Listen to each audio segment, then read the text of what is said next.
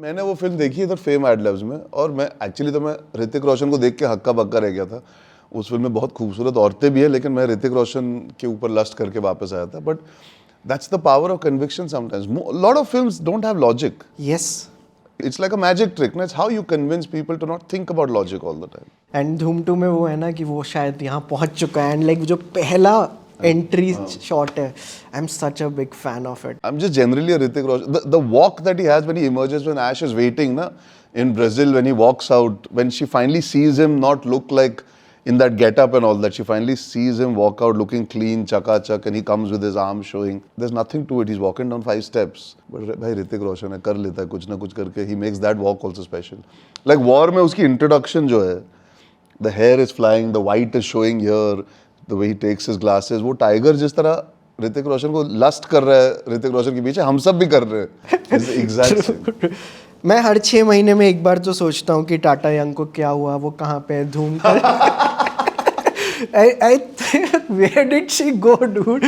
You know, it's such an interesting study, Dhoom, actually, if you go to see. Dhoom, I remember watching at that point in time, all the actors were coming slightly on the back foot. And Aditya Chopra, as a producer, was finding his voice, and he had started doing these productions which were more wholesome in that sense. He was going away from perhaps the romance alone. There was a younger entity being created within YRF.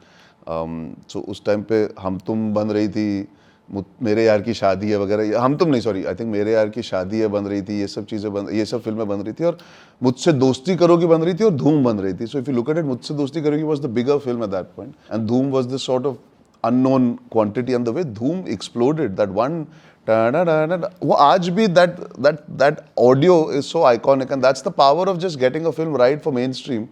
Yeah. Is it can last. It's just John's entire identity of being this cool bike rider came from there. It's a very interesting film to notice how the youth at that point, see, there was Fast and Furious. वो एक reference point लेके, point break लेके एक suddenly एक धूम बनी. अगर आप देखो तो धूम की कहानी पॉइंट ब्रेक वगैरह से निकल के आती है, where you've got these bunch of guys in masks who are pulling off robberies, etc.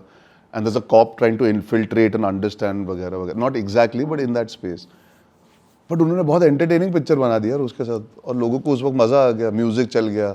I remember जब धूम पहली आई थी, असेंबली से पहले क्लास में डिस्कशन होते को पता है हायाबुसा 315 किलोमीटर की स्पीड से चलती.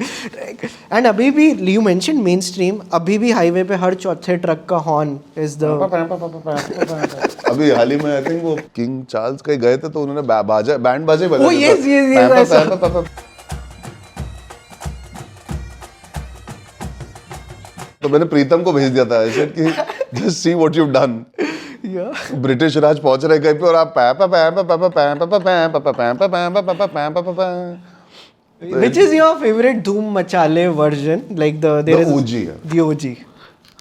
मेरे लिए ना, if you see the first trailer of the film, it is a teaser. There's nothing, there's no dialogues, there's nothing. There's some 25-30 shots of these bikes and all.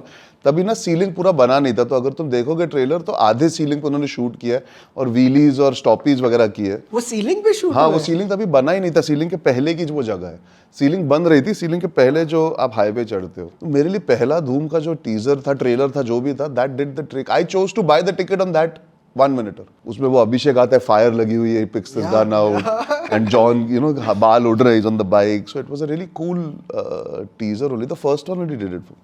And it has such a wonderful phone call जहाँ पे protagonist और antagonist बात कर रहे होते हैं. एक John और अभिषेक की कॉल होती है वन में. ये बहुत सारी फिल्मों में एक सीन आता है. It's a very quintessential trope of antagonist protagonist, no?